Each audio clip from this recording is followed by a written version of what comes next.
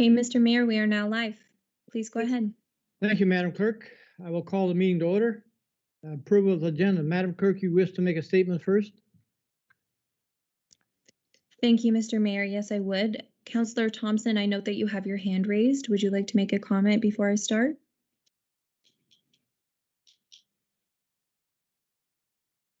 Okay, never mind. Thank you. So as circulated to council earlier this week, we are requesting an addition to this evening's agenda that will require waiver of the procedure bylaw, specifically in regards to section 8 of said bylaw regarding special meetings. As per our bylaw, our procedure bylaw specifically, special meetings of council are called to consider only the content for which they were called. And in this case, that is the Wireton International Airport feasibility study. However, through the chair, I would like to request that bylaw 2021-048, being a bylaw to appoint James Special Services and their designated officers as municipal enforcement officers for the township, be added to this evening's agenda as agenda item 4.1.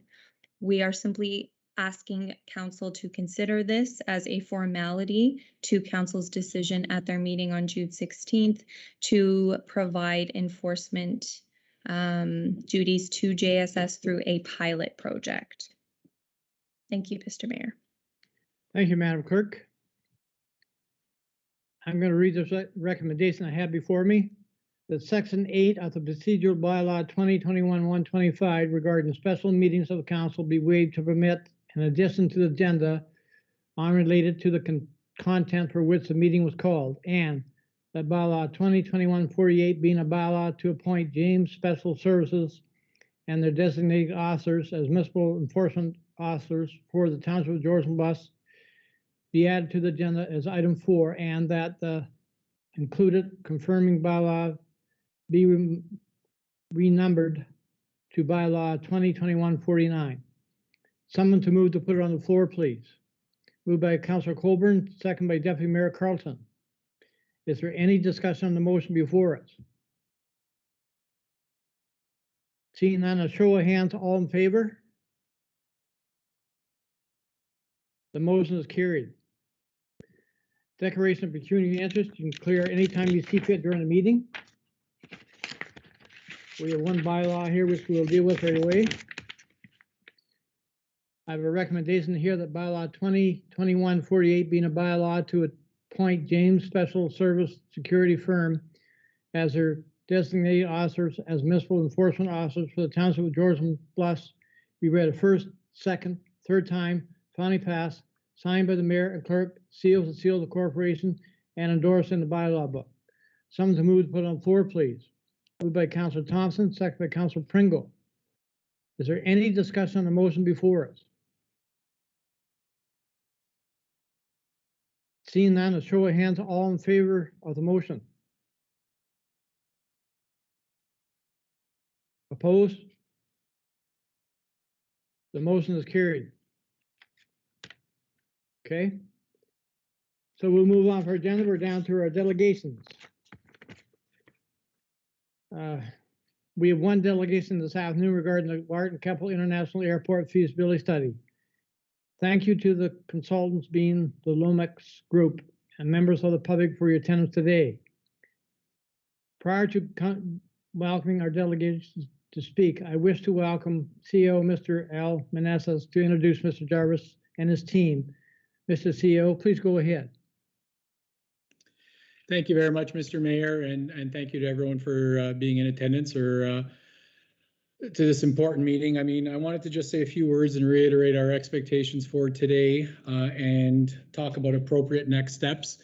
We all know that the airport's been very high on the township's agenda for many years now, and this council took a very important first step in 2020 by partnering with the county to undertake a feasibility study on the future of this very important asset. In fact, council's strategic plan includes a main pillar of fostering economic growth and specifically highlights the promotion and support of development opportunities at the airport to become a transportation hub for the region and attract aviation businesses that offer employment opportunities. But to be clear, for everyone in attendance today. Today is not a decision day on the future of the airport. Today, council is receiving the study that it paid for, is being afforded the opportunity to ask the consultant questions on the study and the recommendations, and we will then be able to hear from members of the public on their comments in regards to the feasibility study. In the near future, when staff are ready with a report, a public consultation meeting will be called, allowing for additional input from residents. Once we have all that input, not only from the recommendations from the consultant, but also public input and discussion with our council members, various stakeholders, including the county, staff will then return in regards to writing a report so that council can then make a decision on the future of the airport. So once again, today is not the time to reflect on past inaction or inaction. Today, the focus is on the feasibility study, and we should be focused on the study and its recommendations, and council's questions should be focused on the study. And with that, I'd like to welcome a warm welcome to Trent Gervais from the Lumex Group to present their study and recommendations on behalf of the township. Please, Trent, welcome, and Mr. Mayor, back to you. Thank you, Mr. CEO. I will remind council to please hold your questions to the end of the presentation. All public residents will be invited to speak following consideration of Mr. Jarvis' presentation during the public question period. Mr. Jarvis, please go ahead. Trent, the floor is yours. Thank you, Your Worship, and CEO Menzies. I just want to also acknowledge that we have Lisa Davidson on the call as well that will help out as she's needed. She played an integral role in pulling the study together, so she'll also be available to answer questions later on. So thank you and good evening, Your Worship, and members of council and members of the public. I would like to take the next 20 or 25 minutes and walk through the highlights of the study and then answer some of the questions that were sent to me prior to tonight's meeting. So without further ado, I'll get started.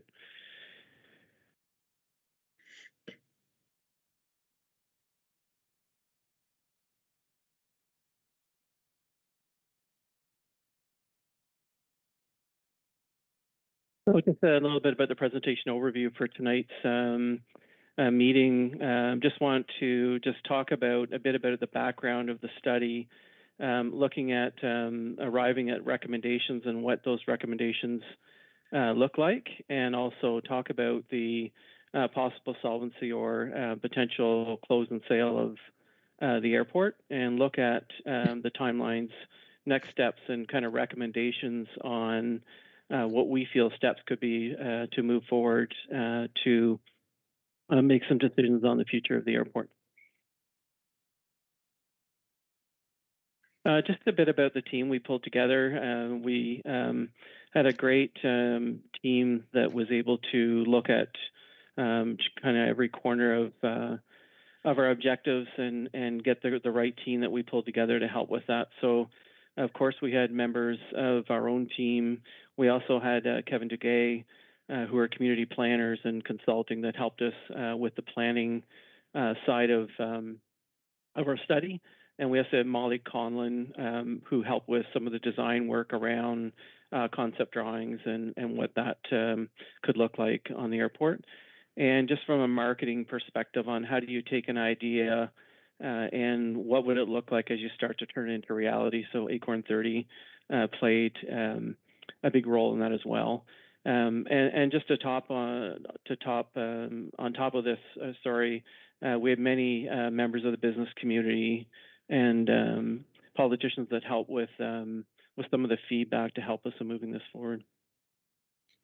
So our goal in the study is, it's interesting because once you start digging into what it could look like and what the potential is, it was opening up a lot of doors that you could have spent probably about a year or more studying, but obviously not reality. So what we really try to do is focus on the starting point, and that's really to look at, is there viability in the airport becoming a regional asset? And if there is, what does that look like? So the first one was the viability. Is there merit in this airport becoming a regional asset? And then looking at recommendations for investment in business pursuance. A sound decision making and planning process on how you can start to move some of these plans forward. Some of the processes we followed to kind of get us from the vision 4 or 5 months ago now to where we are today was really starting with the airport's current status, financial operations, and infrastructure. And there's one thing we heard loud and clear that's heard by many in many municipalities and many airports across Canada. It's if it isn't indeed a regional asset, then how can one municipality continue ratepayers to pay the lion's share or the share, I should say, of keeping an airport open if it's going to be enjoyed by the region? So we heard that message loud and clear.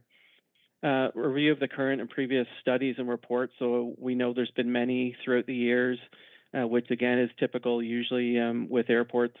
So we had a good look and scan of those studies and reports.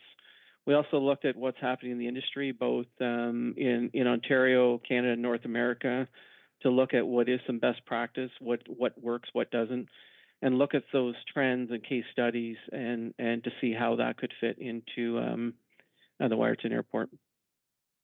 Consultations, we had such a very short timeline to pull this together, but we did and had the ability to talk to both MP and MPP for Grey Bruce County.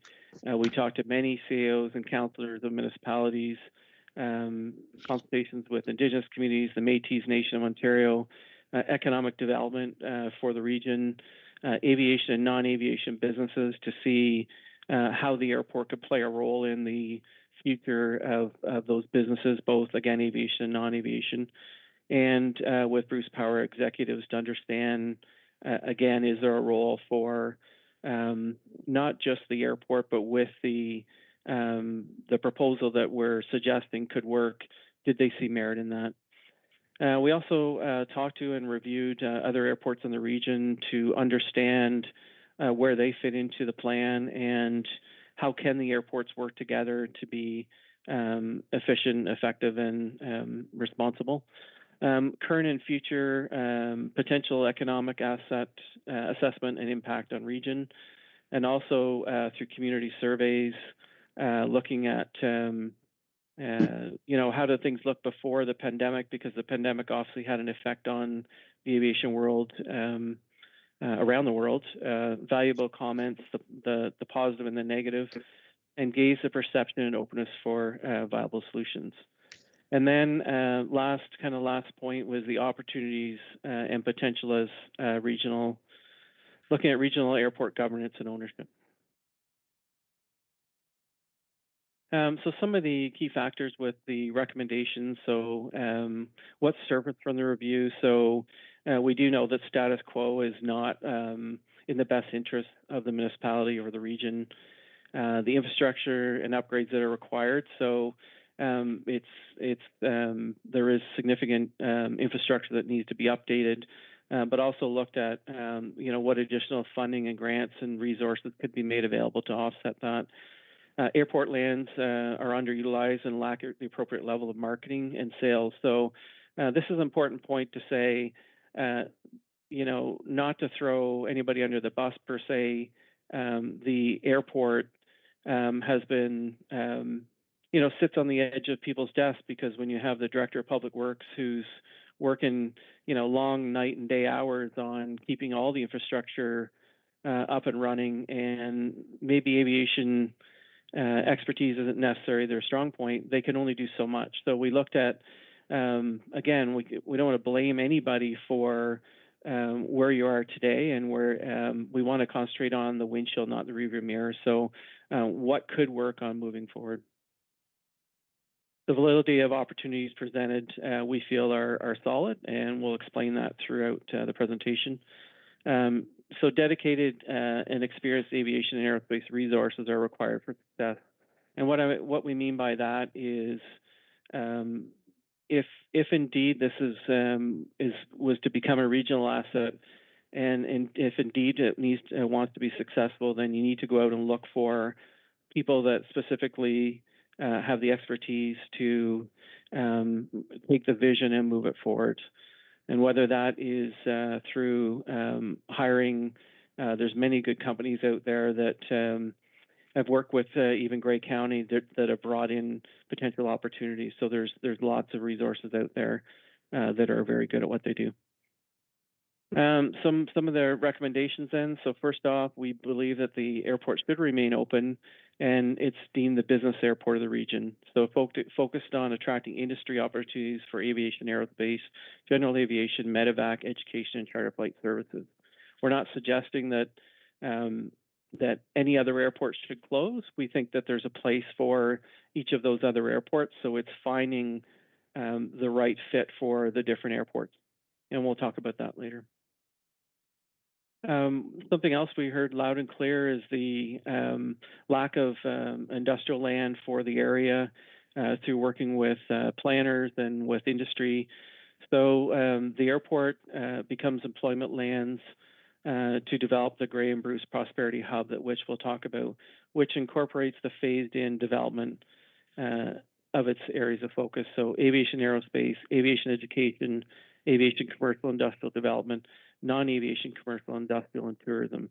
So it's taken an incredible asset and maximizing the potential of that asset so that it isn't just the airport that's on the site, but it's creating that hub and that the airport becomes part of that.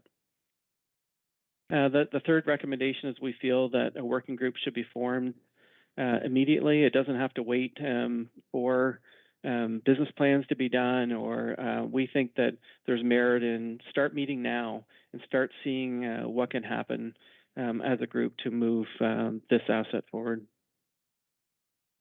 We also looked at all the governance models, and we feel that that a municipal services corporation be formed to govern and operate the Prosperity Hub.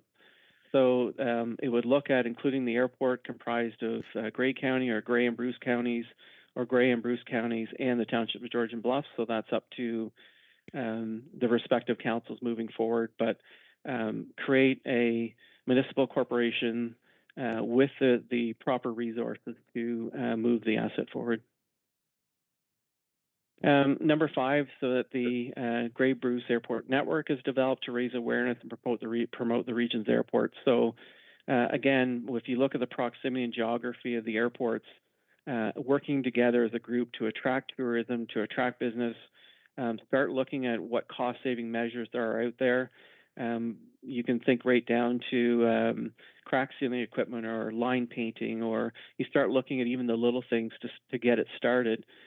Joint education, joint training, that sort of thing. So we feel that there's merit in getting that some sort of airport network going as soon as possible.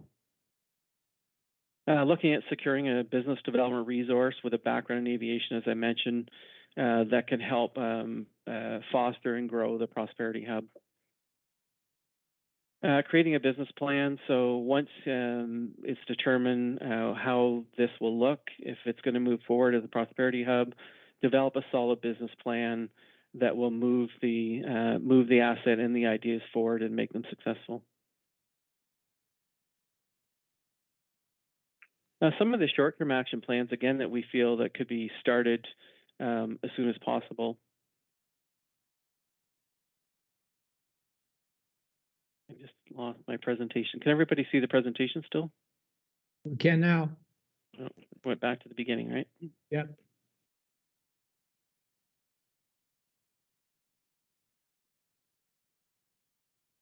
There you go. First off, it's working in conjunction with the NEC to remove the NEC development control from airport lands. I think there's a process involved with that, or there would be a process involved. So start working on it today to get moving, because that's an important part of the Prosperity Hub. Generate a marketing strategy to attract general aviation clients. It's a low-hanging fruit to attract the general aviation to the airport, and that doesn't include just private hangars and small aircraft, but some of the private general aviation private jets and some of that aviation world that could also bring assets like that. Look for private-public partnerships, which is becoming a big thing in the aviation world. Look for those partnerships to look at building T hangars and look at other developments. So it doesn't, does this idea have to be borne by municipalities, or can there be some sort of private partnership to help with the investment and the operations moving forward? Issue a RFP to attract small regional carriers. So we understand that with COVID that things are falling a bit behind, but we also believe it's going to bounce back. So we're not suggesting that Air Canada or WestJet's going to drop in tomorrow. But the one message we heard from business moving forward is they understood that it's been tried before, but the timings didn't work. It was catered to tourism and not necessarily the business community. So take a look at what can be done to complement that business community. And it doesn't have to happen today or tomorrow, but start working on the plan. Adopt operational and governance models for the airport. So again, follow through on what that looks like. And again, we're not here to suggest what the end product could look like, but that'll be obviously left up to the respective councils, but start working on that governance model. Also develop the Grey Bruce Network initiative that I just had talked about. Develop a strategy to implement a fixed-based operation services. The advantage of attracting a fixed-based operator is the ability to have somebody that's going to manage the fueling, manage catering, manage car rentals. When private jets come into the airport, they can't come in the winter currently because there is no de-icing capabilities. I apologize. I don't know what's happened with technology tonight. It's the greatest thing when you need it.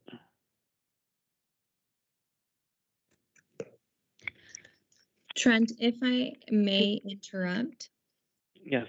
I believe you may have the wrong version of the presentation. Okay, I'll ask Lisa to jump on. I'm using.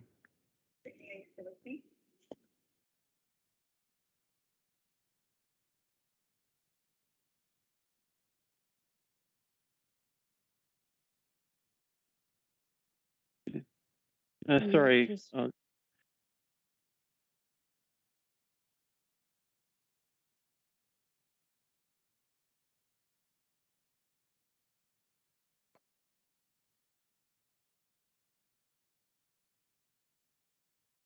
Sorry, Lisa, you've got it? Yep, Thank you. no problem.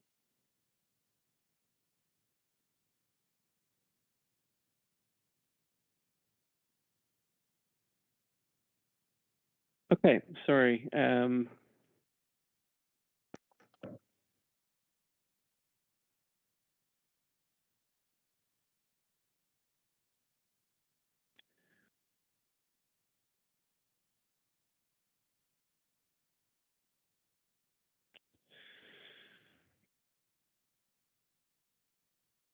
Okay, next bullet, I apologize, is to develop an attractive flight school and related services, such as sightseeing, tours, and charter services, again, through consultations, both with the communities and with contact in the industry, that there was a pilot shortage before COVID, and there was that spike where it said, well, a lot of pilots are being laid off, but we're seeing in the industry a lot of pilots are also retiring and not returning. So that pilot shortage will be real. So it's attracting a flight school that can also complement their services through sightseeing tours and charter services. Next is execute the business development strategy and establish the ongoing connection with Bruce Power, Nuclear Innovative Institute, organizations of nuclear industries and nuclear supply chain. Implement a marketing strategy to attract that commercial, industrial, aviation, and aerospace, and create and implement a strategy to attract commercial air carriers. So we feel that they're all short-term items that you don't need to wait for. Next slide.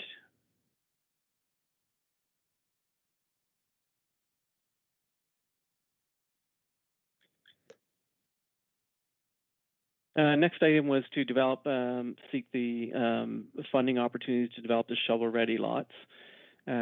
Again, so looking at what government funding strategies are out there, or look at the public-private partnership to help with that development.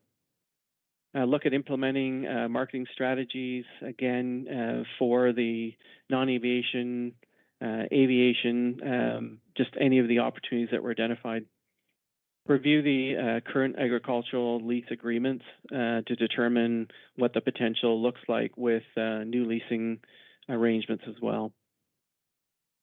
With tourism, initiate conversations with Parks Canada. We had discussions with them. We know that tourism is growing in the area, so how can the airport work with individuals like Parks Canada who are very interested in sitting with the airport to talk about those relationships. Other funding opportunities, so complete the business plan for the hub, meet with the various levels of government and seek funding to support that, and to continue to review and monitor potential government funding opportunities.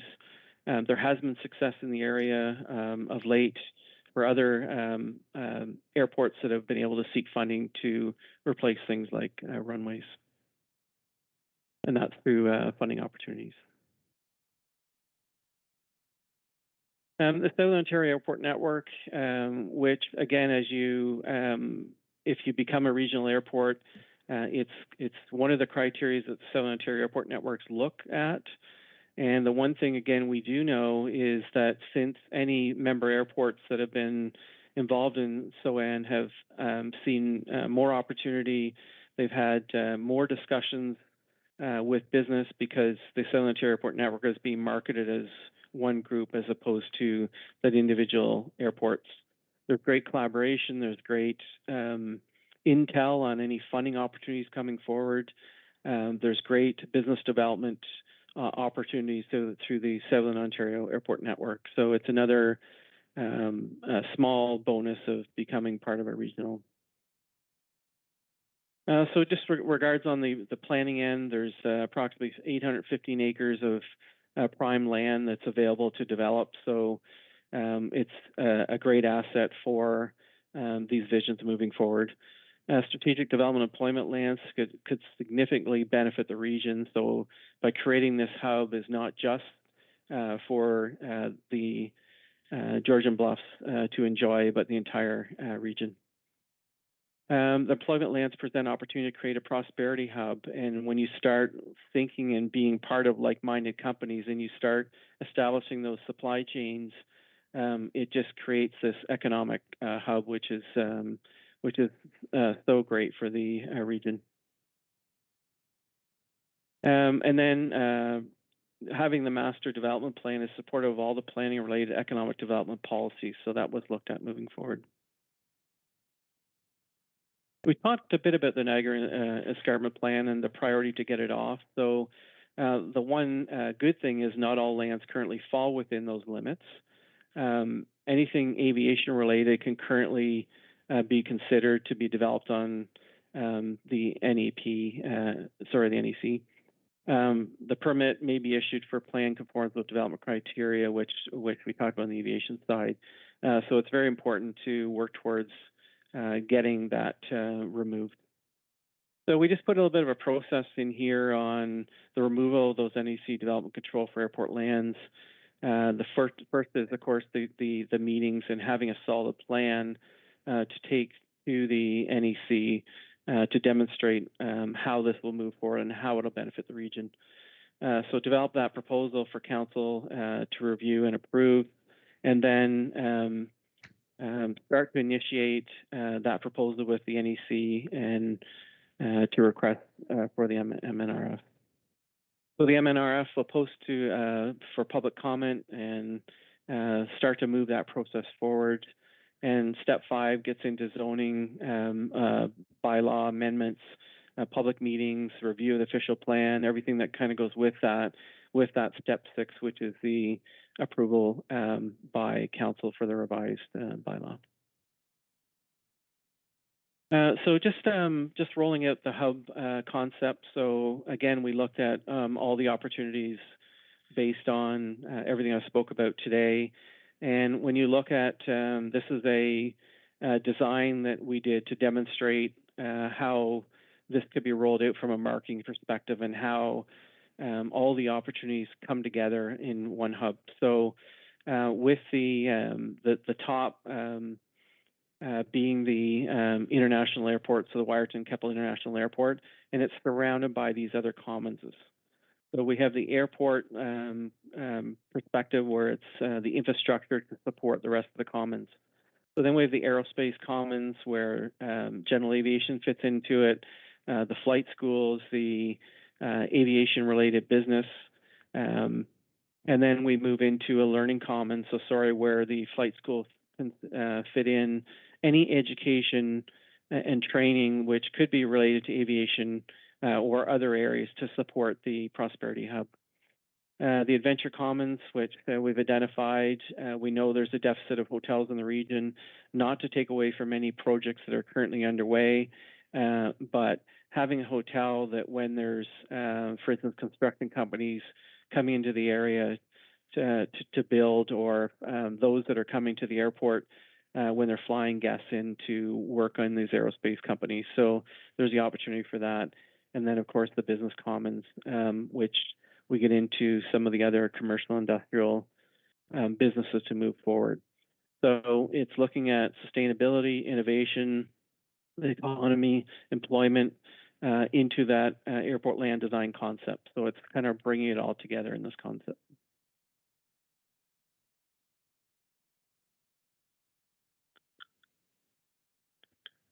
Just going to show you just a video, and it's just 3 minutes to kind of demonstrate, to kind of bring that hub together into a concept, just to give you an idea of what you're looking at and thinking about as you make decisions tonight.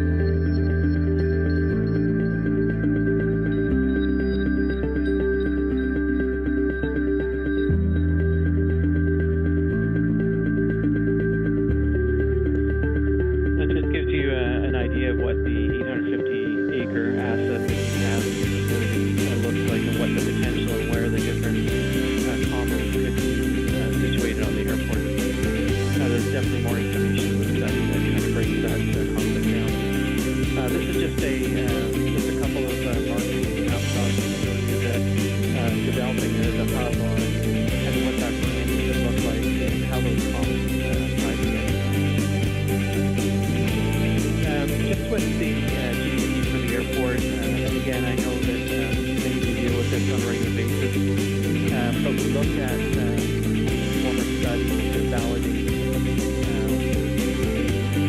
how that is moving forward.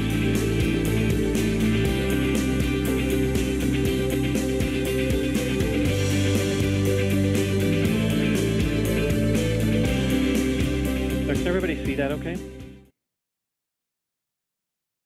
Okay. I apologize. I have the latest and greatest fiber, and it's not helping me tonight.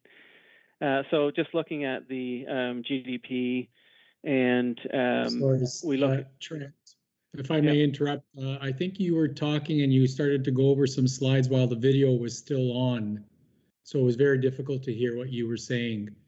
If you could perhaps just start with your slide right after the video. Okay. Okay. Apologies. No, it's okay. It was buffering on my end. I thought it was done. So the next slide just shows you a bit about the marketing concept and how that commons can come together into one group and what those concepts can look like. So that just gives you this slide just an idea. The next slide just looks at, we looked at the study from 2016 and to try and validate the GDP for the airport. And just as a reminder, we look at direct, indirect, and induced as we look at these studies moving forward. So if we look at the current economic impact, the direct number is 1.6 million, and the indirect is 522,000, and induced is 327 for a total of 2.48 million.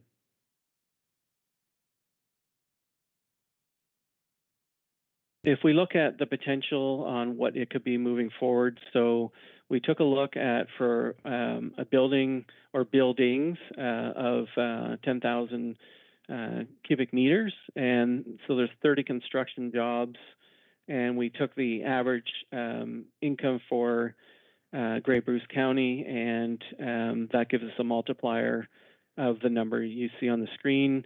And then when the project is done and it employs 10 employees, you can see that the GDP is 4.7 million. So that's for every 10,000 square meters of building that's built. So anything you do to attract business to the airport is going to increase the GDP for the region. If we look at the full build out of the airport, and again, this isn't a number you're going to see tomorrow, but if all things considered, if you develop the full 815 acres, the estimated job creation would be 963 jobs and 44.5 million in estimated direct payroll. So we're not here to talk about promising anything tonight that would happen in 10 years, but if you look at it over the potential development over the period of time. So if we look at, we try to take liberal numbers looking at this moving forward. So this, if we look at this from a revenue perspective, and in the study, it kind of breaks down what happens each year. But over a 10-year period, the revenue projection, not taking into consideration any grants, funding, private partnerships, any additional growth of more hangars, for instance, and the attraction of an FBO. And I can't stress that enough that, again, as that low-hanging fruit, if you can get jets that are coming in all year long and not just in the summer, that'll greatly help improve some of these numbers. And then from a tax revenue base, the numbers to the right actually are new tax base and not and add that to the existing numbers. So this is kind of a snapshot on with all the right things in place as a hub and with the right attraction plan in place at what it could look like. This is just a breakdown of the right column showing the where that tax money, tax base could come from over the 10 years moving forward. When we look at phases, this is one model that we looked at as, you know, how can you get moving on this prosperity hub? And again, under the right governance set up and in place, you take year one and you're going to incorporate the municipal corporation. You're going to create a marketing, sort of hire your CEO and hire that marketing resource, whatever it looks like, and start to pull those business plans together, your master plan, your business plan, to be able to hit the ground running. Year 2 shows runway rehabilitation. So as per our study, the runway is tired and needs to be replaced, but that's an opportunity to set the Prosperity Hub up for the future. So there is a runway rehab that needs to be dealt with, and there's the agricultural lands. You start looking at maximize the potential for lease on those, and looking at the site preparation. So take a look at your low-hanging fruit first in the way of general aviation development, and start to look at your non-aviation development lands as well. And then the plan starts to roll out from there with private hangars and that development that we've spoke about tonight. Year 3, we look at site prep and leasing of more of the aviation, commercial, and industrial development. So it's going to take a few years to pull that together just from a site services perspective and having that plan in place. And with tourism, start looking at year 4 for that site prep and the sale of the lands for the hotel. So we looked at solvency or closing your airport, or other options and what that cost would be. We didn't look at, as part of our scope of work, we didn't look at what the potential could be in just outright selling the land. We looked at some considerations that you may want to dig into further if you're looking at closing or selling the land. So the first one being paying off the rest of the airport debt from the acquisition. And also we looked at lease terminations. Now there's nothing in the clause of the leases that we could see to say that you could get out of the leases without penalty. So that's something that, not saying it couldn't be worked on, but there's the purchase of the hangars, and then there's the, which is the big part of this, and then it would be figuring out how to get out of those leases. The sale of the property with the environmental site assessment needs to be taken into consideration. The fuel farm tank removal, so the pumps were changed a few years back, but not the tanks themselves. So with our research and with our experience, that you have no idea what you're getting into. There could be no issues with removing the tanks, but there could be years of contamination. So that's something just to consider moving forward. The other question we get asked all the time is about, does our airport need to be certified? Can it just be registered? And if you give up the certification now, that's absolutely a choice you can make. I can talk about that in a few minutes. But if you ever wanted to get it back, the airport needs to come up to a new standard. So it needs to come up to your 4th edition. Now you need to come up to 5th edition, and that changes everything. It's new lighting. It's could be relocating taxiways.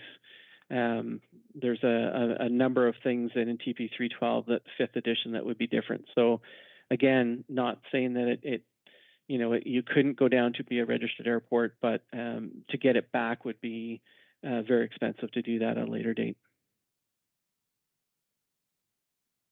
Some other considerations with solvency, just again, it's all stuff that could be worked out, but just the staff displacement, you'd have to consider the non-emergency medevacs have to land at an airport or heliport. So again, not saying there's not a solution there, but what does that look like so that you can solve that for your residents?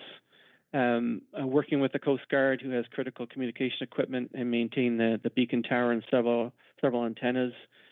So again, that needs to be thought about. Nav Canada holds communication equipment and has their 24-hour weather office, which soon Nav Canada has announced that they're going to put in a new weather AWOS station, which is about $1 million investment at the airport. So that would have to be looked at as well for weather equipment. As far as the contract with our firm, that's just month to month. There's no cost to terminate that agreement, so that's not an issue. So just some things to think about if the decision is made not to move forward to maintain as an airport. Some options for the future. So there is status quo. So you continue to do what you're doing now and support it through tax base, which this year could be anywhere from 350,000 to 400,000. So that's one option. The other option, the next option, is to look at the airport closure, for instance, and that could be that loss of the GDP and closing the airport could negatively impact the economy. So that's a consideration that you could work through. The next point is you could actually look at this asset as a regional asset that could be introduced as a prosperity hub. So start to look at taking this asset, working together as a region to make it into something to support the local economy, and also work with the other airports in the area on how the airports could all work together. This is just looks at timelines and next steps that could work if you want to move forward, and that starts in July with having those conversations with the various councils to determine what the future could look like. So between July and September, I'd form a working group soon, so at August at the latest, to start working on some of those short-term strategies and also how this whole prosperity hub could work moving forward. And then till the remainder of the year, work on that business plan creation on actually how to move this forward as a prosperity hub. And then through the new year, looking at that governance structure implementation. So get the Prosperity Hub concept rolling for the new year. So I think, it's interesting if you look at, again, I commend you for looking at this issue on how to move forward with the airport, because many communities and municipalities are asking themselves those questions. And I read a report recently out of BC that a number of airports are struggling with the exact same questions. And the survey they did determined that 75% of the airports did not have a strategic or business plan to move it forward. So I think it's very important that the airports ran as a business, and that you can't keep doing the same thing year after year and expecting the same results. So again, I commend your worship, you and council, for looking at this and deciding the future of it and what some possibilities are moving forward.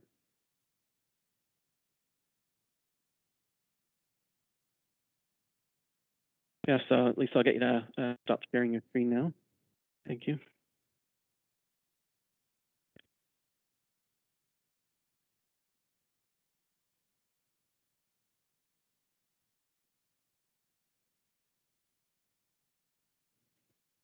Mr. Mayor, you are muted.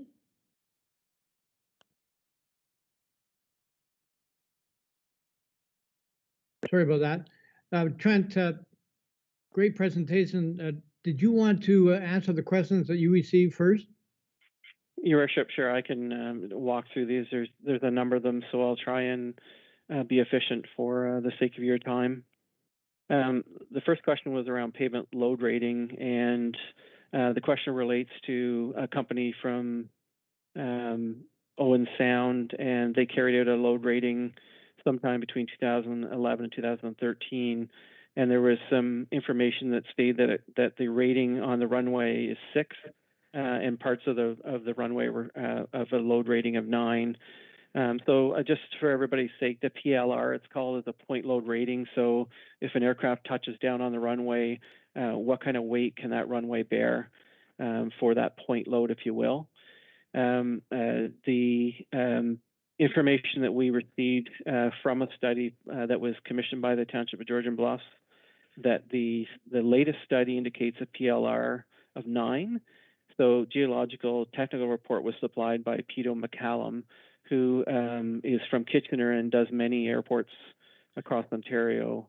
So that study would be available through the municipality for sure to verify those numbers. So PLR of 9 is terrific for, again, when you're looking at the airport in its future. Next question. Sorry, it's the same question, but relating to 737. So 737, the question relates to there's many different weights that a 737 can carry, fuel loads and cargo and passengers. So when we look at the PLR of 9, that would support, for instance, if you attracted Stewart Travel that was looking at coming in before with a 737 and indicates they want to again as things start to open up. So with a 737 loaded with passengers and their luggage and the fuel, the weight on that would be somewhere around 79,231 kilograms. So staying under the 90,720.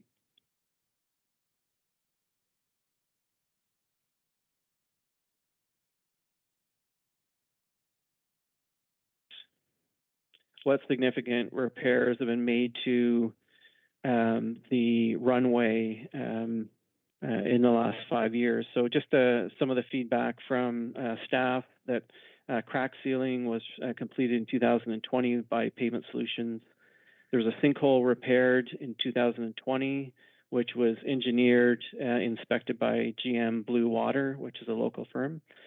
And the other question was around, does Transport Canada approve the maintenance and repairs to runways? And they do not. They do not approve firms used for completion of runway repairs. Question number 4 was, when was the last time that Hercules, a military Hercules, landed at Wireton? And the date on record is August 14th, 2018. The next question was, when was the last time a Boeing 737 landed at the airport? And there's no dates that anybody could find. What we do know is that prior to COVID in 2019, there were 94 movements from jet aircraft at the airport. Some examples flown into the airport since 2019, and I have a list of CRJs, Challengers, Falcons, Citations, Gulfstreams, Challenger 300s, Challenger 600s, Cessna Citation XL, Learjet 45s, and Falcon 10 and a Citation 10. So no 737s that anybody has dates on, but the 94 movement since on the other types of jets that have landed at the airport. Next question is aircraft flying into Wireton. When I was flying with Air Canada, I used Wireton as a technical alternate many times. Why do airlines not use Wireton as a technical alternate anymore? And the airline decisions are unknown. We're not sure why they don't, but this is a great point on the type of things that when somebody's marketing the airport, they need to work with these companies on. Yes, you may not attract Air Canada to fly out of Wireton, but what supports can Wireton provide to these companies to help them with their the back end of their operation? The next question was, is the RCAF snowbirds, is it possible for the snowbirds to land at Wireton? And yes, it's possible. Next question was an accounting firm consulted to help determine the actual cost of shutting down the airport? Our CFO, who's an accountant with extensive aviation and aerospace background, about 25 years, helped develop the financial components, develop the financial components of the study, and were validated through the various sources throughout the team that was both municipal, county, and our team.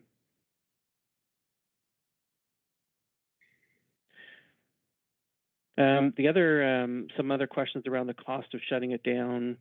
It says incomplete data here, which is unfortunate. So does the study not take into consideration the cost savings each year over the course of decades for the municipality and money received through disposal of assets? The scope of our project was to look at identifying the merit of the airport being successful from a regional perspective. So if this is a road that council wishes to go down, there needs to be more work that's completed on some of these areas with the closure.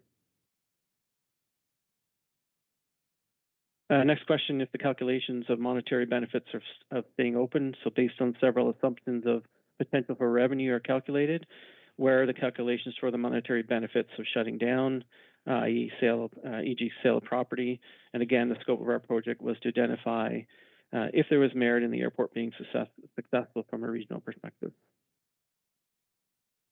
Next question was the NEC, NEP. So if the municipality can negotiate alterations to the NEC regulations, then can we assume the new property owners, developers, if we sold the property, could accomplish the same negotiations with the NEC? We did not look at those regulations outside of the airport's perspective. They would, with the airport that's being heavily regulated and new owners and developers would be under the provincial municipal regulations, it may pose different challenges. So again, it's something that would need to be looked into from a different lens than operating as an airport. Next question relates to regional involvement. So before the special council meeting, can you please confirm for me? So this was Bruce County consulted about their level of interest in partnering in this regional facility? And if so, what is their current level of interest? So Bruce County did receive an initial presentation about the study, and once it was completed, Grey County and Georgian Bluffs could determine the next steps for engagement at that time. So it was decided by the committee working group between Georgian Bluffs and Grey County that these two presentations would take place first, and then there'd be approaching Bruce County at a time when it was appropriate. The next question was around contamination. Are we okay to run our airport existing business here as is, and no requirement to fix contamination issues? So at this time, there's no study to report to suggest there are contamination issues. A study was completed by Transport Canada regarding the PFAS chemicals from firefighting from on-site, and it did not meet the threshold for contamination. If the township is concerned regarding the possibility of contamination, an environmental consulting company could be retained to complete the study, determine if any other issues exist. If we were to develop the airport property beyond what is the recommendations, will dealing with contamination be a requirement? So like any development, geotechnical work would need to be completed as part of the building process, and it would be recommended to carry out environmental testing as the part of the project. Companies can be found to do both geotechnical work and environmental sampling. This can be completed on a case-by-case basis. So as development starts to occur, that you could start to investigate that as part of geotechnical. Next question relates to TP 312. It is known that Wireton Keppel is a certified airport, a feature that has potential benefit scheduled commercial operations, yet does not meet current TP 312 standards. This raises several issues which could be addressed. So the airport is certified to a previous edition of TP 312, as many airports are across the province and country. The airport would not be required to upgrade any component to the newest edition of TP 312 unless under specific circumstances with new construction. What costs could be avoided where Wireton Keppel to become a registered aerodrome, or simply an aerodrome? The scope of the project was to identify if there is merit in the airport being successful from a regional perspective. So from the cost perspective of going down to a registered airport, the major difference is registered airports do not have to follow the same safety guidelines as a certified airport. So to stay as a certified airport, you're required to manage the safety management system, and you're required to maintain the airport's safety at a much higher rate than being a registered airport. Which users of the airport, if any, require access to a certified airport? So typically any incoming charter operators, so if we're relating it back to Wireton, specifically jets that are coming in from the US, many of their insurance policies or operating guidelines require them to go into a certified airport as opposed to registered. So if when it comes to general aviation, smaller aircraft, for instance, that can landing at a regional airport, or sorry, a registered airport is the same as landing at a certified airport, other than when an airport's certified, it provides pilots with the comfort that they're flying into an airport that's following a very specific standard for safety. Will any users of the airport discontinue use of the airport if we were not classed as a certified airport? Again, from a local itinerant movement, I would not anticipate you'd lose many movements. You could see a decrease in movements for business jet or pleasure jet coming in to look at investing in the area or using the area. What is the estimated cost to comply fully with TP312 standards? It wasn't in the scope of our project to quantify what that number is, but we'd be happy to, through our airport manager, working through the CAO and Director of Public Works, supply an estimated number for that if it's helpful. If users were attracted to the airport based on the status of certified airport and required use of the certified airport, how likely is it that federal regulatory authorities would require compliance with up-to-date standards? So there is no requirement to upgrade to the newest TP312 5th edition unless there's certain circumstances during construction. If you intend on building new infrastructure, such as increasing a taxiway length or adding more length to your runway, then you would start to look at possibly having to comply in some degree to TP312 5th edition. Next question relates to the report says as the only certified airport in Grey Bruce counties, Wireton Airport boasts a full-service terminal building. I don't believe the terminal supports the segregation of screening and passengers and baggage. Prerequisite were that the airport used for commercial flights other than general aviation, including charters to the United States, envision with the report. So if ever there was significant passenger service, the terminal, you'd have to maintain or look at modifications to the existing infrastructure to accommodate that. We don't foresee that being an issue in the near future. The report describes the role of the FBO in the provision of aviation aeronautical services, fueling, de-icing, ground services, etc., which is likely essential for the airport to attract commercial services and to reach the forecasted growth. However, there's no estimate for the amount of revenue generation required to attract an FBO. This is a significant shortcoming, as without an FBO, it is unlikely the airport to achieve the current growth ambitions. One of our recommendations would be to put out an RFP looking for looking for the attraction of an FBO. The way that FBOs work is they actually would pay you to lease the land. They would control, take over the fuel, but they would pay you dispensing fees. They would put their own de-icing services in. So FBOs would be a business that would come to your airport to look after those services. And the potential would be for increased revenue for the airport.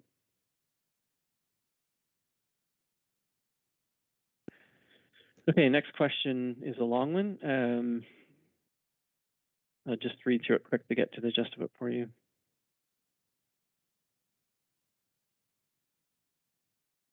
So the projected increase in traffic, which underpins the economic model, appears to result from a faulty underlying assumption. The airport has experienced a significant increase in itinerant traffic. So the stats were 2,989 in 18, 3,892 in 19, representing a growth of 30% in 1 year. The report used 2019 itinerant air traffic count and fails to recognize that the growth of itinerant traffic in 2019 was a result of air service between Wireton and Toronto Island. So our answer to this is the scheduled air service completed an estimated of 175 to 200 movements in 2019. This was the only a portion of the increase in movements from 2018 to 2019. Next question, references of support from Bruce Power and Parks Canada require elaboration. And the question goes on to talk about is no evidence to support the statement for the reason of Bruce County to prefer Wireton, Keppel over Kincardine. Similarly, the report identifies Parks Canada as a potential beneficiary through Park and Play, but fails to provide the rationale. So in stakeholder consultation sessions, the feedback provided by Bruce Power was Bruce Power believes as the biggest independent nuclear supplier with a supply chain of over 70 businesses, there are core infrastructure items to support the businesses of the airport is one of them. They would hope that the region would find a way to work collaboratively to support the niche markets and the prosperity hub. The information surrounding Parks Canada came from a stakeholder consultation session as well. They were interested in package ideas for tourism, promotion, and reduction of carbon footprint. Next question, the cost outline in Appendix F seems unduly pessimistic. Are predicted on closure of the airport versus the downgrading of certified aerodrome or simply aerodrome. So the first point A of that, the cost of repaying the loan taken out to purchase the airport is not relevant as the liability exists whether the airport continues to operate or is closed or sold. Indeed, the elimination of costs associated with the airport are sufficient to repay the loan in less than 1 year. This was something that was asked by the design team to be included in this portion. Unless the leases require Wireton Keppel to operate as a certified airport and the leases require access to a certified airport, changing the classification of the airport should not result in a liability with the township. And to the best of our knowledge, through looking at leases, that there's nothing in the leases saying that the airport needs to remain certified.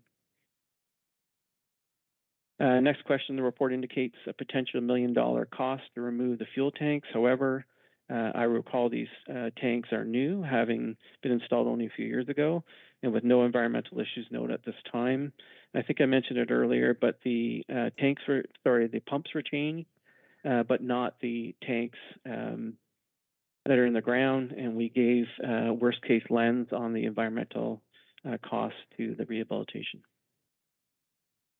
Next question, the revenue and cost assumptions appear to be optimistic and require validation. So the report assumes lease rates 33 cents per square foot and land sales of 30 an acre. Do the current lease rates support the estimate? And the current rates are in line with the estimates in the study. The estimated cost of the runway rehabilitation at $4.6 million is less than previously estimates suggested, a level of optimism in the cost assumption. Moreover, no estimate is provided for the reopening of the second runway. So any cost, when relooking at the runway costs, that any of that cost rehabilitation would need to be thoroughly examined. However, as stated in the report, typically a great deal of grant funding has been made available in the recent past to help with that rehab. The crosswind runway, we did not do any estimates on the crosswind because the crosswind isn't essential to the operations unless you're going to attract a valuable flight school to the area, and then there's the potential again for some grant funding and also for the public-private partnership.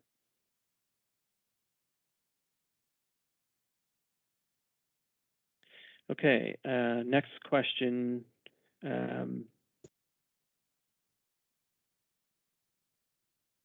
Next question was a statement, it wasn't a question.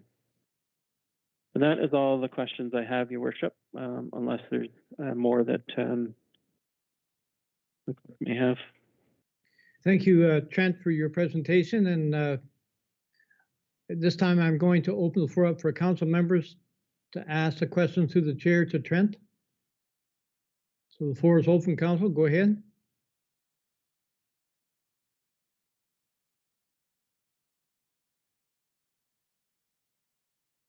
If council has no questions, for Trent. Again, I'm going to thank you again, Trent, very much for your presentation here tonight. It's great to see it. And Madam Clerk, do you see any questions from council? I do not. Okay, so I'll move on to our agenda. Thank you, Rick. Thank you, Trent.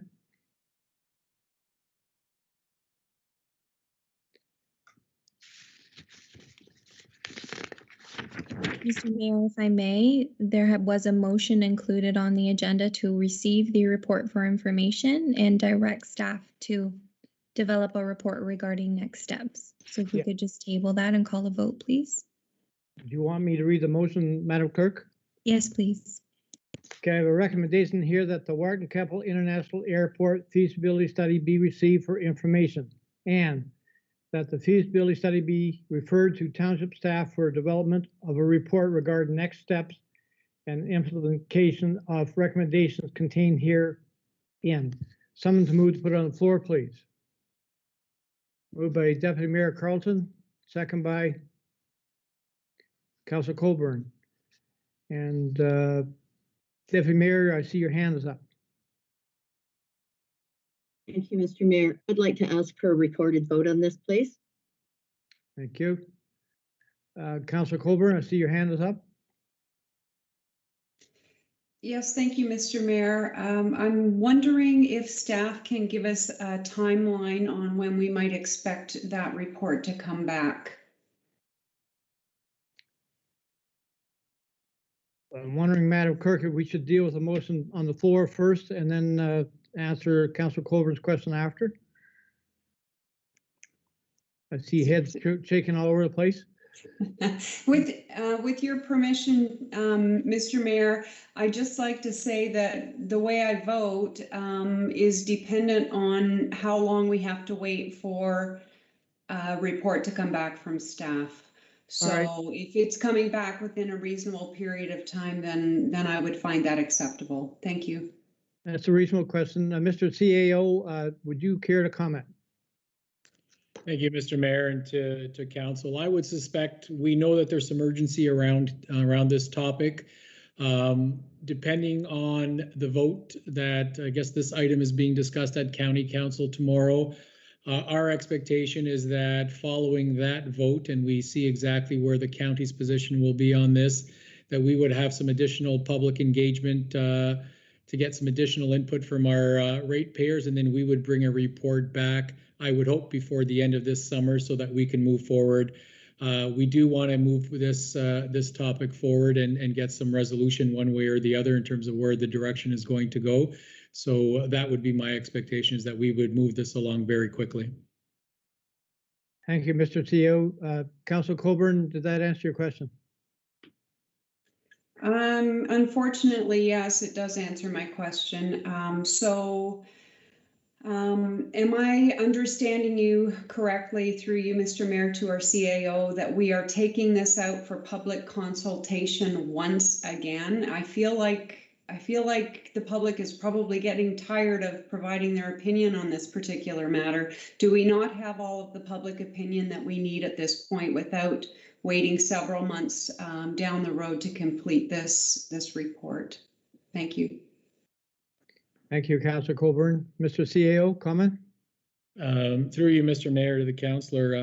I mean, ultimately, that would be a council decision. If council feels that you've got enough information from your ratepayers and you're comfortable with that, staff will certainly incorporate what we've got in the past in terms of input, these recommendations and the discussion that happens at the county level, and we can bring a report back expeditiously if that's council's desire, for sure. If council as a whole feels you've got enough input from your ratepayers, absolutely, we can incorporate that. Thank you.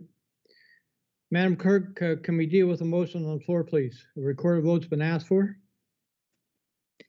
Thank you, Mr. Mayor. And yes, if there's no further discussion, I will call the vote. So last call. Excuse me, Mr. Mayor. Go ahead, Councilor Barfoot. Read the motion again, please, in its entirety. Okay. Madam Clerk, you want to read the motion, please? Absolutely. Thank you, Mr. Mayor. So the motion that is currently on the floor reads as follows.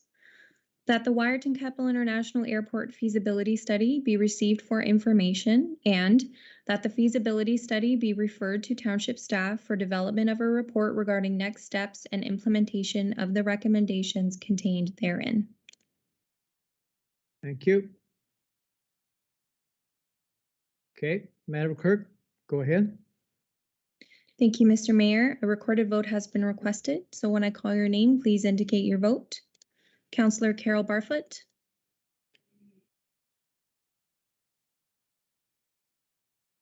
Councillor Barfoot, you're muted. We didn't catch that.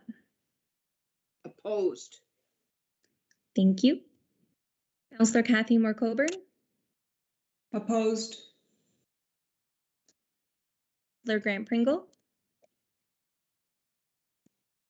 For.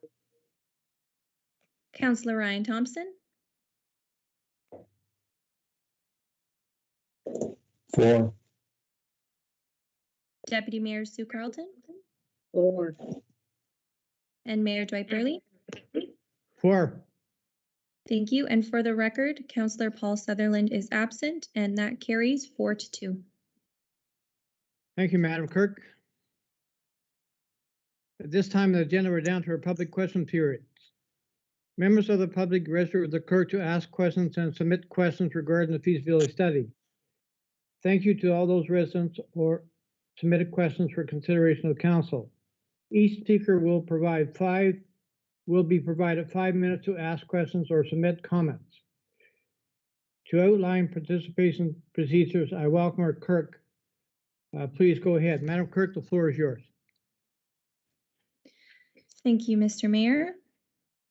So prior to commencing public question period this evening, I would like to remind all speakers that the intention of this meeting is to field questions and host discussions specifically regarding the presented feasibility study. Council has simply received the report for information and further follow-up by staff. Therefore, no final decision regarding the future of the airport is being made today. So please tailor your questions and comments to those related to the study. As a reminder to our speakers, please keep your microphones muted when you are not speaking. If you do not have your device muted, we will mute it for you. Further to the instructions provided to you upon registration for this meeting, to unmute yourself, please select the microphone icon found on your team's home screen, located at the top right-hand corner of your screen on computers and laptops, or by tapping your screen on an iPad or tablet device. If you are participating by telephone, please select *6 to unmute yourself. Each speaker will be provided 5 minutes to submit their comments. You will be provided a 30-second warning prior to the completion of your allotted 5 minutes. Should you not wish to make a comment or ask questions, please indicate so when you are called upon, and we will move to the next speaker. We ask that speakers remain respectful and parliamentary while submitting their comments to council, to not interrupt their peers, and only speak when they are invited to do so. All participants will be called upon in the order of their registration, with the first registrant being invited to speak first, and etc. When you are called upon, please state your name and address or municipality of primary residence for the record. Additionally, I would like to draw both council's and the public's attention to the written comments and questions as submitted by members of the public. All written comments received have been circulated to council, Lumex representatives, uploaded to the township website, and addressed by Mr. Gervais following his presentation. Lastly, thank you all for your participation in this process. So to begin, I will now invite Mr. Brad Kuhn, participating via video conference, to submit his comments. Mr. Kuhn, please go ahead.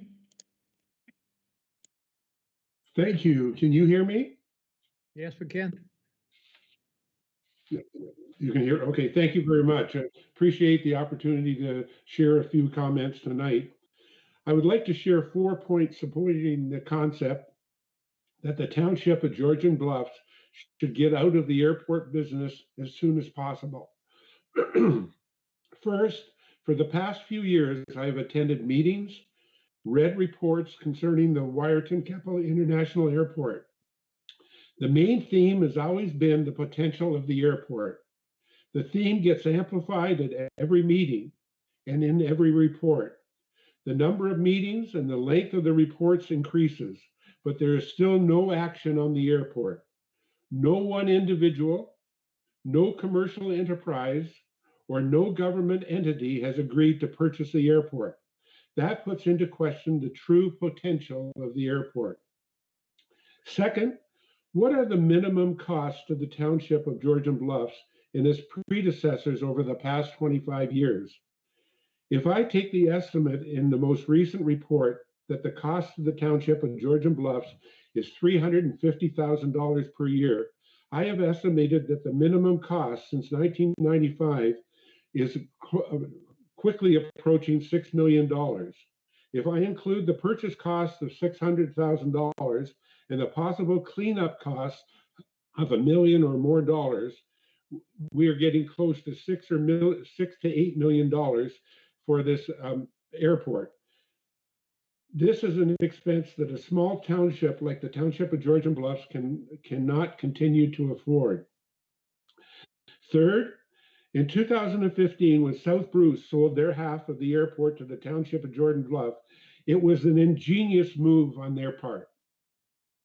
They received $600,000 and got themselves out from under a shared liability of cleaning up the areas of the airport property. The icing on the cake is that the airport is still there for their residents to use without any cost to South Bruce. In essence, the Township of Georgian Bluffs pays $600,000 in order to increase their cleanup liability and the cost of closing the airport if that happens at some point. I believe that that South Bruce believes in a regional believes in a regional airport, but I don't that they came to a realization that they could not afford it. Fourth, I believe that the regional airport offers a possibility of a sustainable and successful airport benefiting both Grey and Bruce counties. If the councils of both Grey and Bruce counties agree to purchase the airport, that is great news. The Township of Georgian Bluffs needs to get out of the airport business. If Bruce and Grey counties do not purchase the airport, the Township of Georgian Bluffs needs to sell the airport or close it down as soon as possible. The bottom line is that the Township of Georgian Bluffs has done everything possible for the airport, and this feasibility study is part of that. Namely, Bruce and Grey counties if they do not fully buy in financially, the project is dead. Grey and Bruce counties need to make their intentions clear as soon as possible. The Township of Georgian Bluffs needs to move on to other projects and initiatives that are equally important to the majority of the constituents. I will end with a quote I used the last time I shared comments at the council meeting regarding the airport. Even potential has a shelf life. The true shelf life of the potential of the airport is now in the hands of Grey and Bruce, and I hope we hear from them soon. Thank you very much.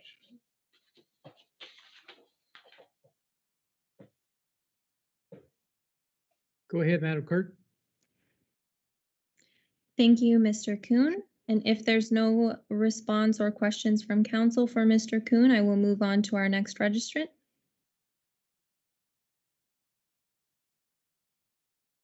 Councilor Barfoot, go ahead.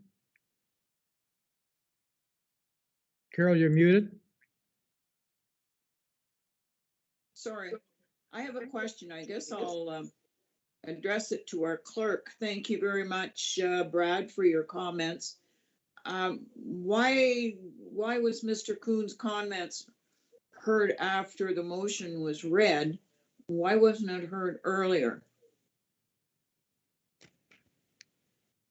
Madam If I Clerk? may, thank you, Mr. Mayor, through you to Councillor Barfoot. Councillor Barfoot, the motion was simply to receive the report for information and direct staff to provide further recommendations. So as council did not make a decision regarding the status of the airport, public commentary can be associated after that. Does that answer your question? Doesn't mean to say I have to like it.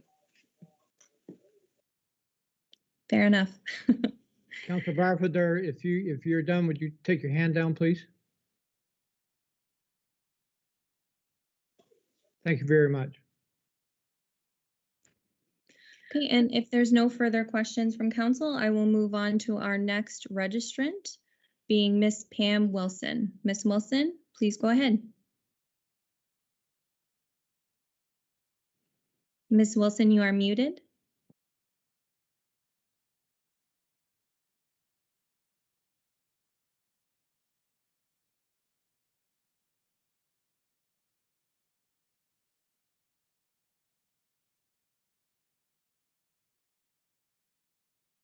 At the upper right-hand corner of your screen, you will see a microphone.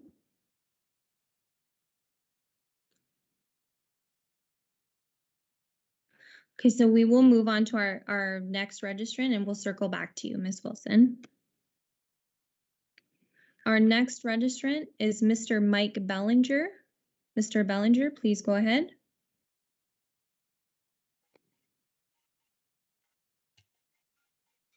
Good afternoon. Mike Bellinger here, and I'm from Meaford. I'd like to thank you very much for letting me contribute to the discussion. Now, it's too bad that Mr. Gervais has left the meeting because he's really confused me. I've taken the time to read through the report dated 2001.06.01, and that's the Wireton study. And that's the one that was published online. It's 164 pages. And when he made his presentation to you, Mr. Gervais unequivocally said that no other airport should close. However,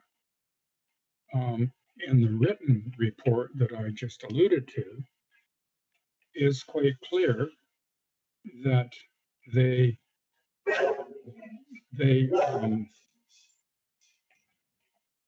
call quite clearly for the Owen Sound Airport to close. So, like I said, I'm getting mixed signals, and I find it offensive that Loomis would publicly state that the Owen Sound Billy Bishop Airport should shut down. It's not only a slap in the face to those of us who fly out of there and support the airport, it's a thoughtless and incendiary comment. And this is important. Owen Sound has a long-standing flight school, which Wireton is trying to attract, and it has an aircraft maintenance facility, which Wireton is trying to attract. So I think that, unfortunately, like I say, Mr. Gervais is gone, but No, he is not. He's not? Is he listening? He's listening. Okay. Can he address that for me then, please? Go ahead, Trent. Your Worship, through you. So on our study, which is 3.4, looked at government practices, we're not suggesting, we didn't say that the airport should close. What we said was, and this is coming from feedback from consultation, that we have two airports that are within 40 some kilometers, 42 kilometers, I think it is, of each other. So there's been a lot of questions on the Owen Sound Airport. So what we're recommending is, if indeed there's a merit in having that airport, then consider that the two airports start to work together on some shared savings, like management savings or other efficiencies. So our comments are based on feedback through our consultations, but we didn't outright say that airport should close. It may be a consideration, but if there is merit, keep it open and absolutely look for efficiencies on how it can be sustainable, as well as Wireton. Thank you.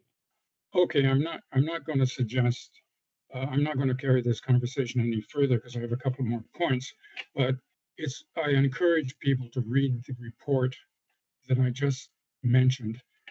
It's unequivocal. Loomis says Owen Sound Airport should close.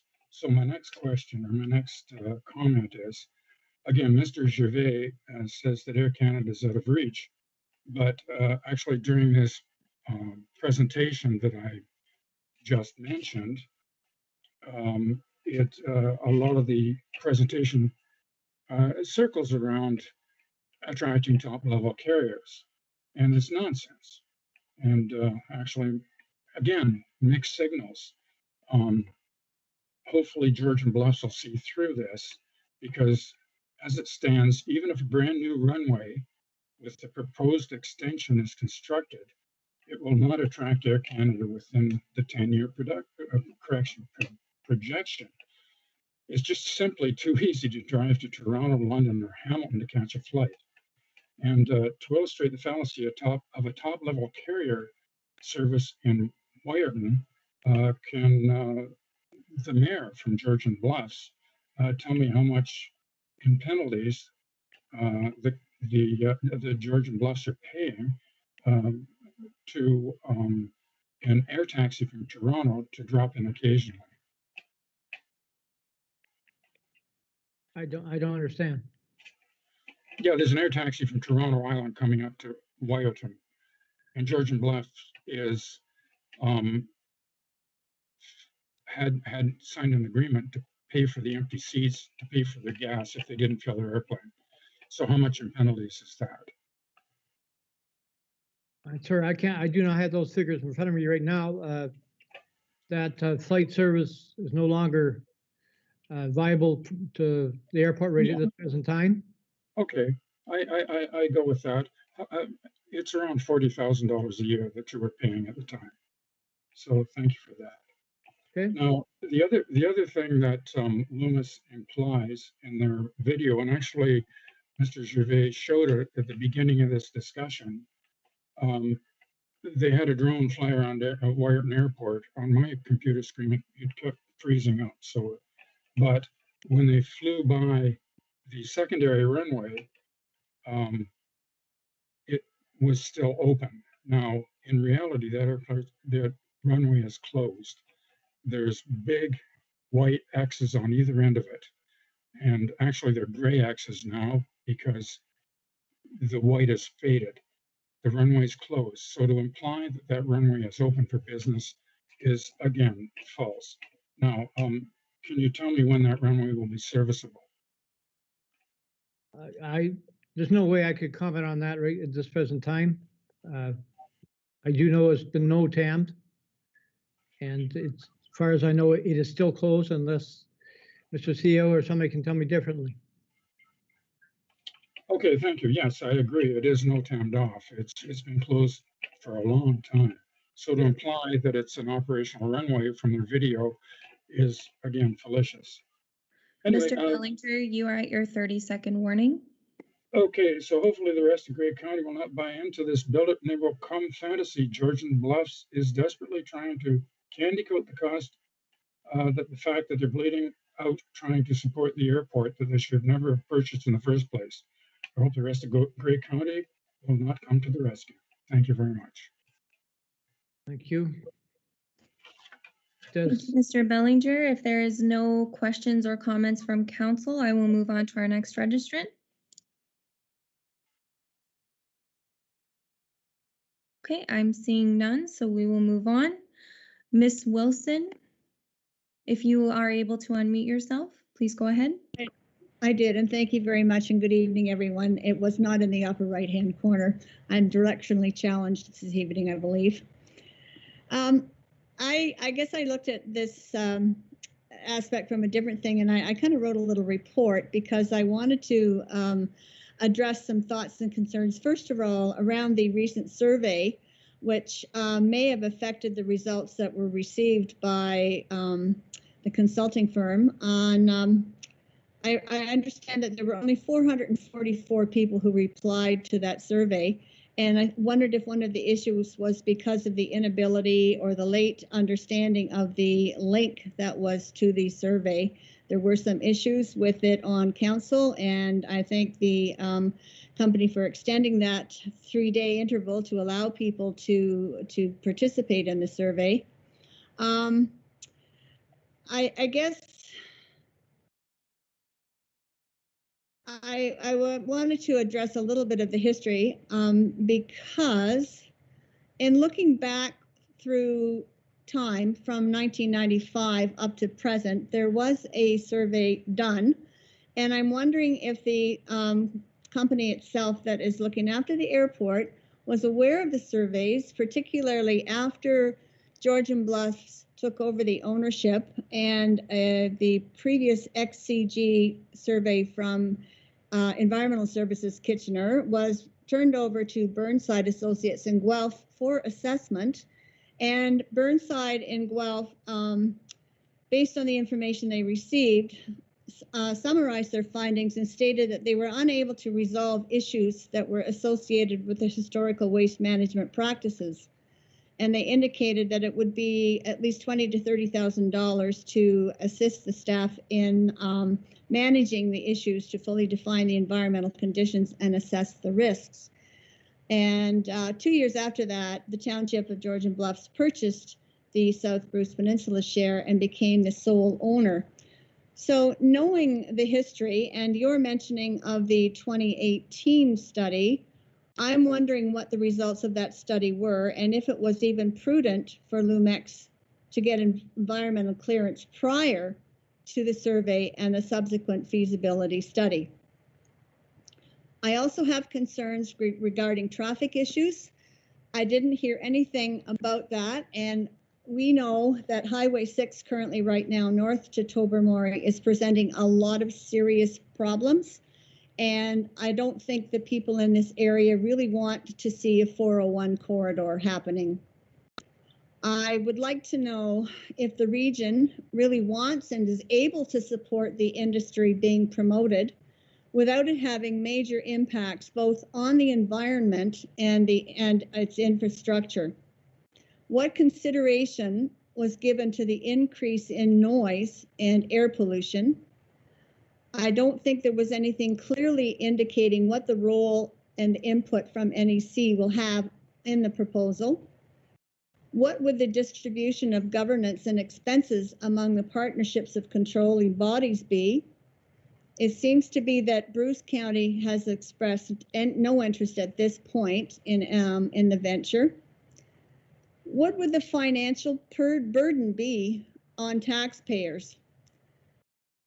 I see a conflict of interest at the moment by having Lumex present the survey and conduct a study when it appears to have a vested interest. The study contains a great deal of conditional wording. It appears to be a pipe dream with a huge dollar sign, and there's a very small minority supporting it.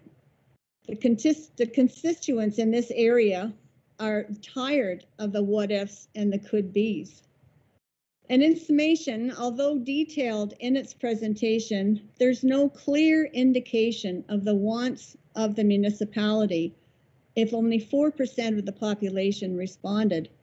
I'm wondering if the municipal plebiscite would have given a better indication.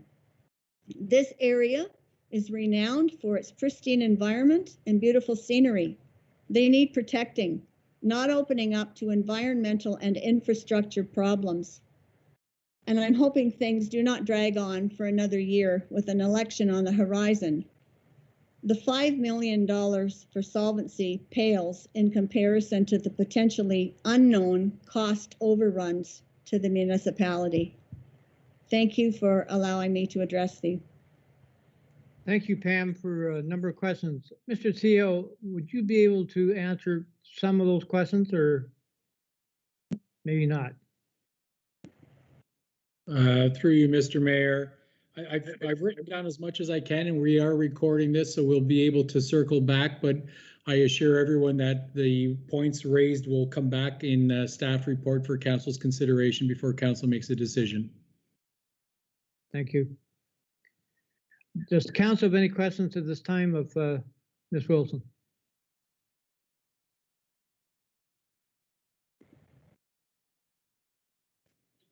Go ahead, Madam Clerk. Thank you, Mr. Mayor, and thank you, Ms. Wilson. So I will continue on with our registrants. Our next participant and our last participant this evening is, oh no, I apologize. I'm getting ahead of myself. Our next registrant is Mr. Paul Bernard. Mr. Bernard, please go ahead.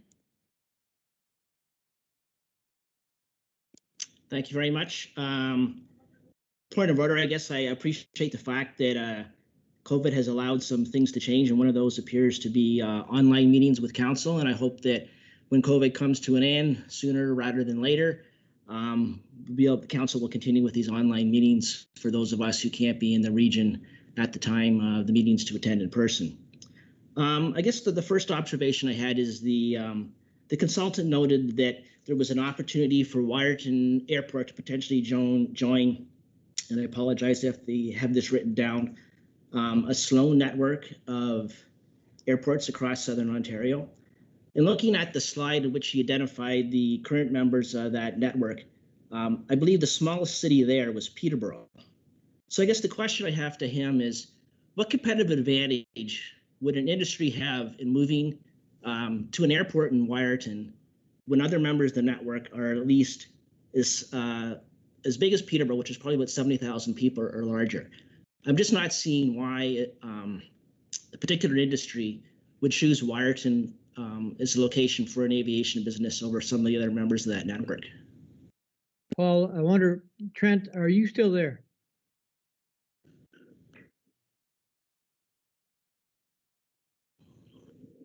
Trent, did you hear Paul's question?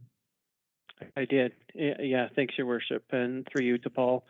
Paul, that's a great question. Southern Ontario Airport Network, when it was first created, the main reason for that is because GTA was reaching capacity, and they were looking to figure out how, before they reach capacity, they could push some of the business coming into Toronto out to regional airports and to other airports.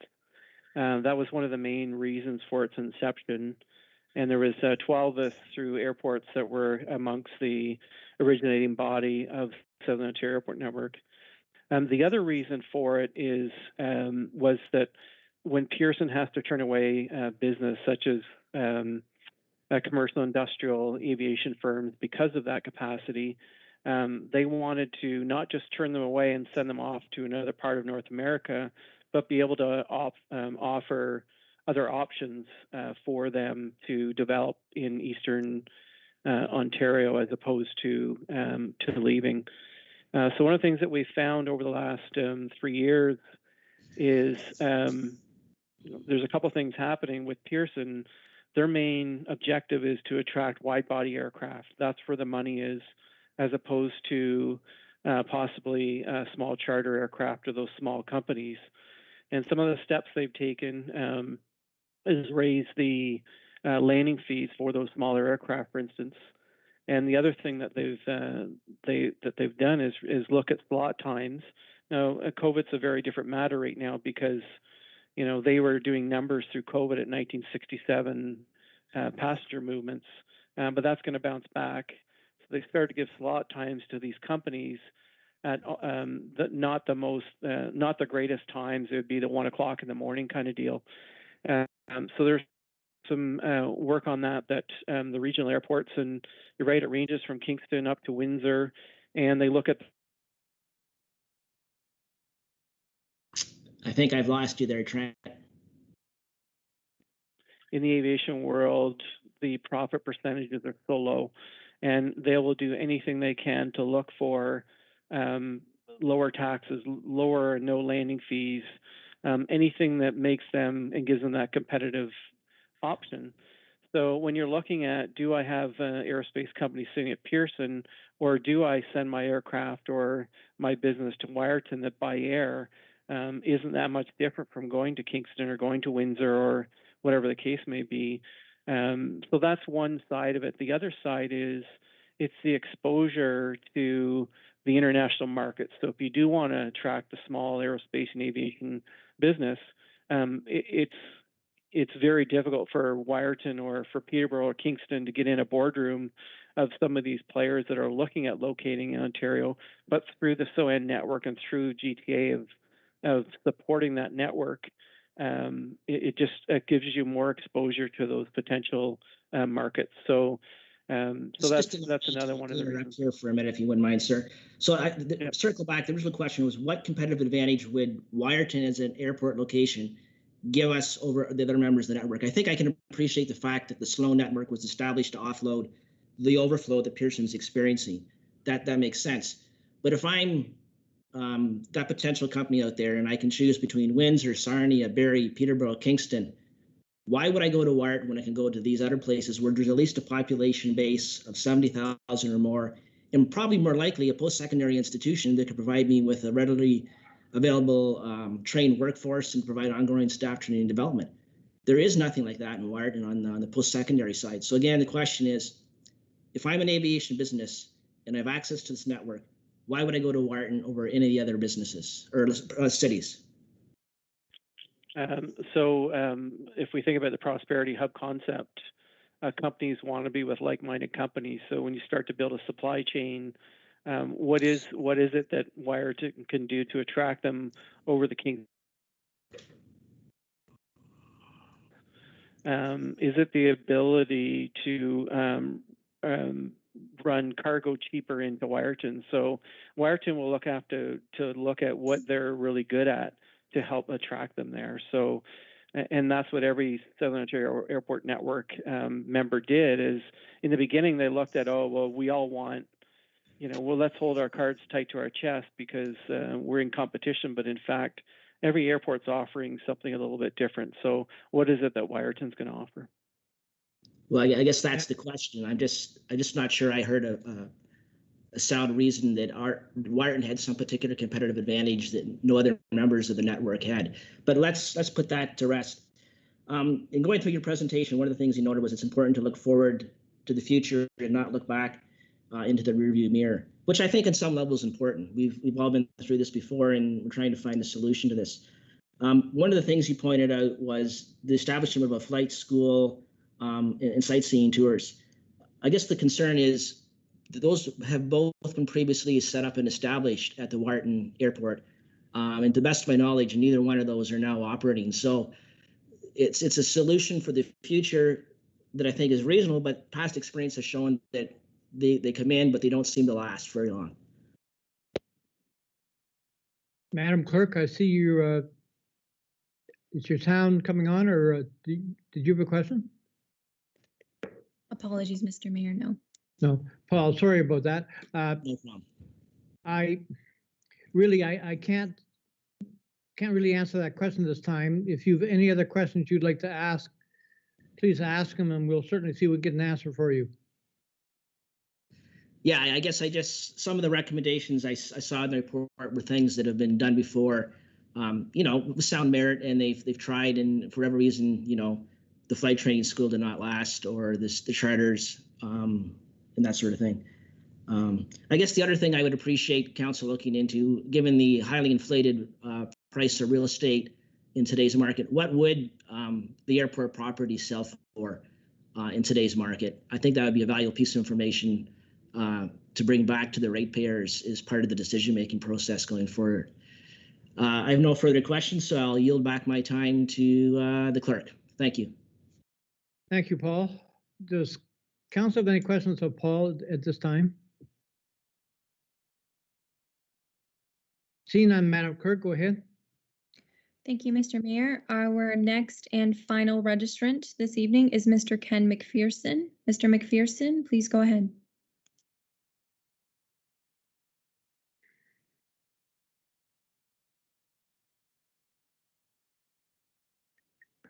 And we just lost Mr. Mcpherson. Mr. Mayor, if we may just give him a couple of minutes to rejoin. I'm assuming he hit the wrong button. There he is. Certainly.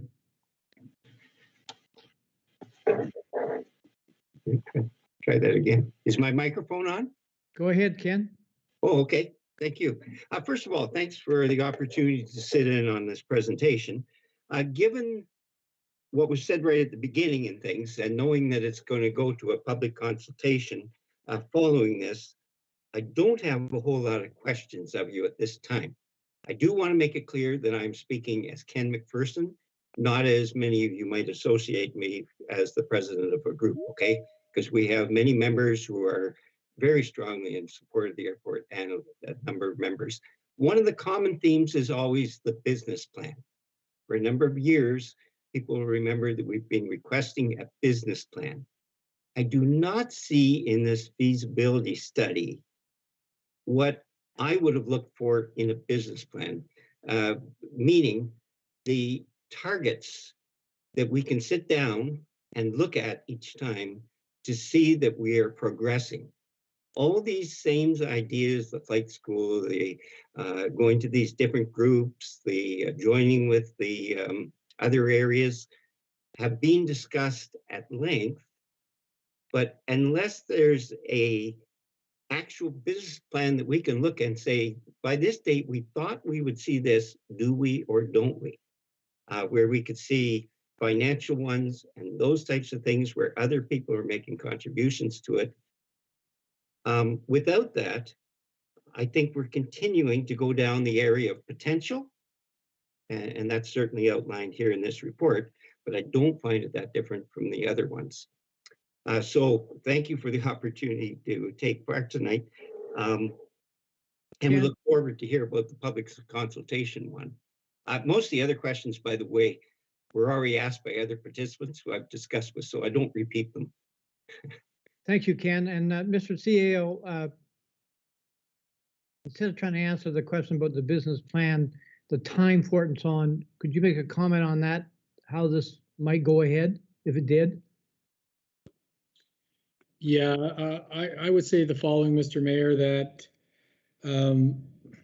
I couldn't agree more with some of the comments that I think we're hearing a common theme is that council's heard all of this before. We haven't really acted on things of this sort. So part of what our responsibility is now is to talk about bringing back a report to council where council will then have the opportunity to give firm direction to staff. I think in the past, my understanding was that there's been a lot of discussion, but there really hasn't been a lot of sort of follow through. You know, it seems that we've had different studies in the past that have made different recommendations or similar recommendations, but really where we fell short is actually on the implementation side, the business case, developing all that. I will tell you that we've had some preliminary discussions with folks in the private sector that have a keen interest. If there is a development opportunity here, you know, what does that mean? What does that look like in a business case? That's part of the staff's responsibility to bring that back to our council so that council can make an informed decision. So I appreciate your comments.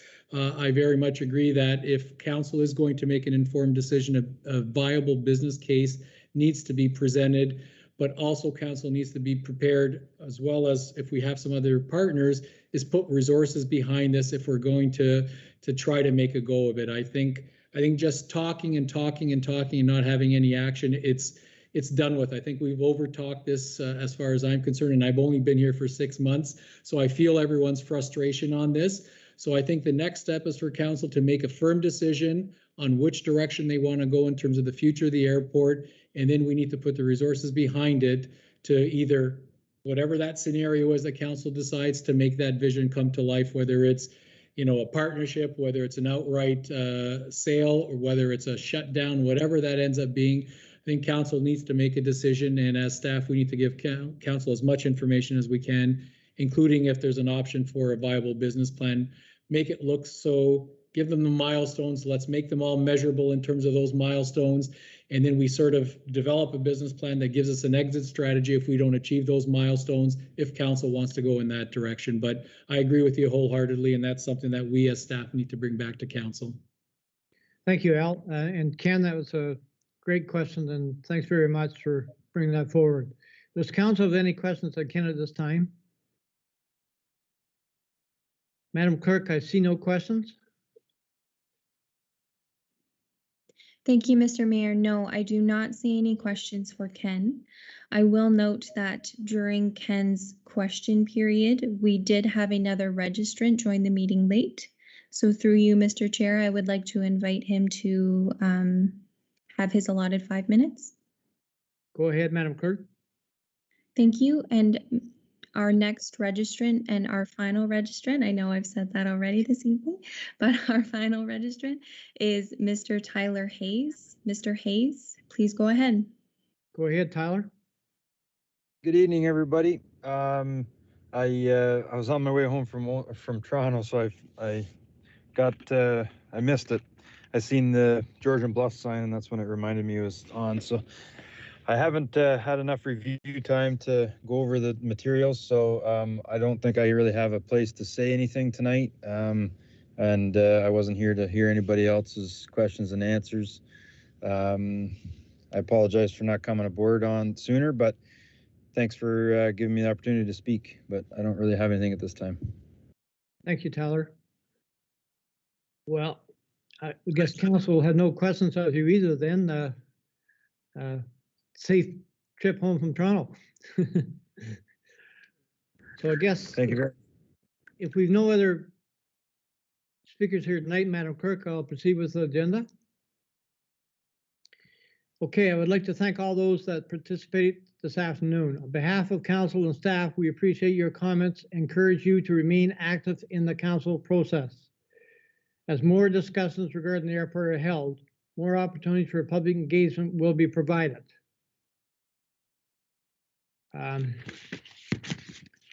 So we've no other business here. I'm going to read our confirming bylaw. The bylaw 2021-49 being a bylaw to confirm the proceedings of special council meeting on June 23rd, 2021, be read a first, second time, third time, finally passed, signed by the mayor, clerk, sealed to seal the corporation, and endorsed in the bylaw book. Someone to move to put the motion on the floor, please. Moved by Councilor Pringle, second by who's there? Deputy Mayor Carlson. Is there any discussion on the motion before us? Seeing none. A show of hands, all in favor of the motion? The motion is carried.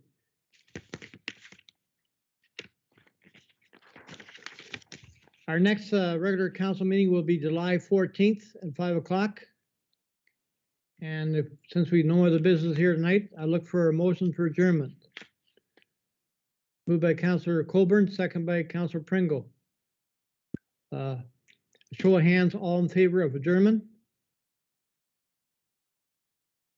Thanks, everybody. We're now adjourned. And again, thanks to everybody that was